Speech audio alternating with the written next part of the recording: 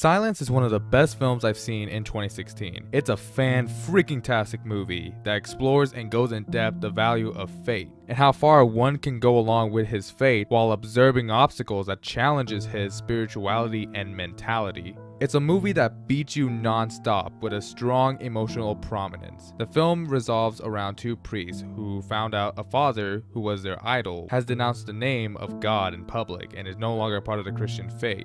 Having heard this, the two decided to go over to Japan to find Father Ferreira, as well as to preach Christianity in Japan, where spreading Christianity is outlawed and those who are caught will be tortured and executed. Christianity films have never reached a wider audience other than the audience the studios know will go and see and love the movies. They tend to be preachy, singing to the choir, cheaply made, lack of artistic talent, bad acting, and always convey the idea that God is great, and ends with a giant Christian rock concert. Now take all that, watch Silence, and then throw everything in the trash, burn it with fire, and watch it burn.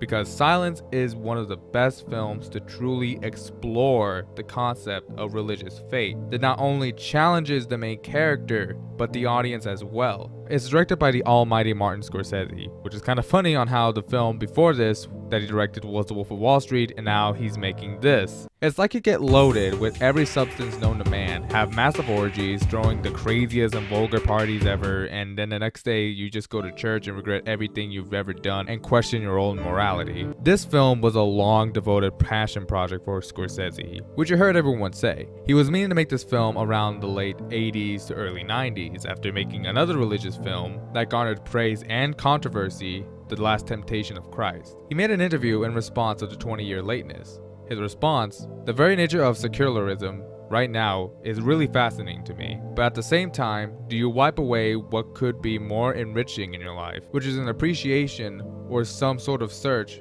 for that which is spiritual and transcendence? Silence was his obsession to bring this idea of losing and separating your faith and standing firm with faith that he wanted to bring to the big screen. The film almost never happened due to it simmering in development hell with other projects Scorsese was committed to even more to work on, having to recast the main three characters like Daniel Day-Lewis, Gael Garcia Bernal, and Benicio del Toro were the original cast but dropped out due to commitments of other projects, and the time was passing rapidly. There was a point where the movie was going to be in 3D, which thank God that never happened.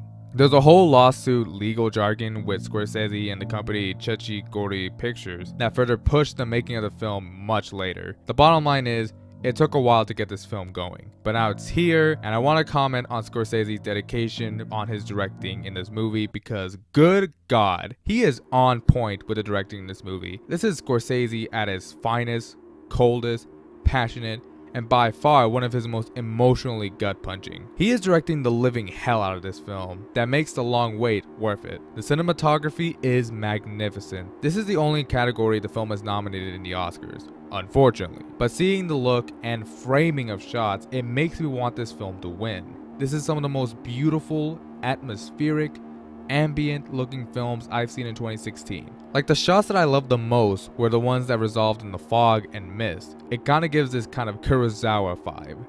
There's also little to no score in the film. If there is a so-called score, it'll be a violin stroke, a choir, and a little drumming. It will play it in a lower volume, and what you get instead is just ambient noises of the wind, crickets chirping, the waves crashing, just outside noises. And it works to its advantage to, in a way, play out a scene that's emotionally devastating without cheating its way to receive emotions with a sad musical score, but allows the silence of the moment play out. It makes the moment much more emotionally harrowing. The performances were incredible, especially with Andrew Garfield, who delivers one of the best performances of the year. I mean, yeah, he has an accent that sounds questionable, but as the film progresses, you don't get used to it, but you adjust yourself with it. For it's his performance that speaks louder than words. It's a movie where you see a man who is 100% committed in his faith at first and on what he believes in, to later have him challenge himself with faith and his mentality, to have him question himself on what he's doing. But it also shows